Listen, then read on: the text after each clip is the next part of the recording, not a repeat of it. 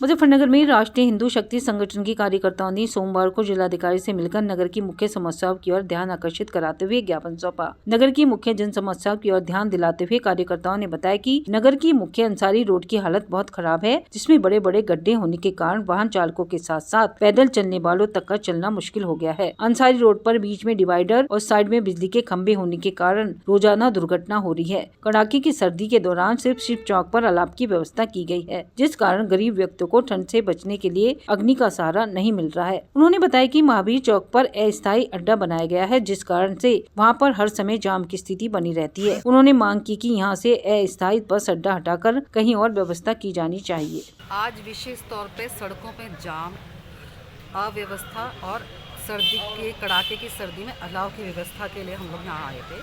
हम लोग सामाजिक लोग हैं। हम लोग देखते हैं कि मुख्य रूप से अंसारी रोड जो शहर का एक मुख्य मार्ग है, वहाँ पर लगातार जाम की स्थिति बनी हुई है। सारे रास्ते टूटे फूटे पड़े हैं, जिनकी तरफ किसी का ध्यान नहीं जा रहा है। रोज़ वहाँ लड़ाई झगड़े और एक्सीडेंट होते रहते हैं। आपस में लोग जाम लगा के रखते हैं, तो बीच में उन्होंने डिवाइडर बना दिया गया है और सड़कें बहुत छोटी रह गई हैं। साइड में लोग अपनी मोटरसाइकिल वगैरह लगा के, गाड़ी लगा के उसको और भी छोटा रास्ता कर देते हैं, जिसकी वजह से हम लोग को बहुत परेशानी हो रही है। शहर के जो भी लोग हैं, आने जाने की स्थिति बहुत ख़राब है।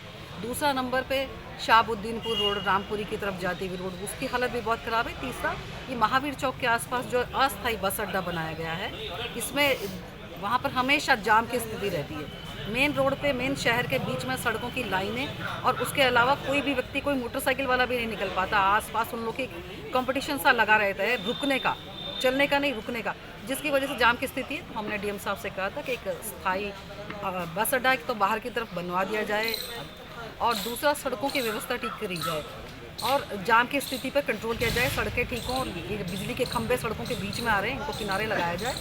तीसरी बात ये थी कि इतनी कड़कती हुई सर्दी में अलाव की व्यवस्था बिल्कुल नहीं है शहर में। सिर्फ शिव चौक पर अलाव दिखाई दे रहा है।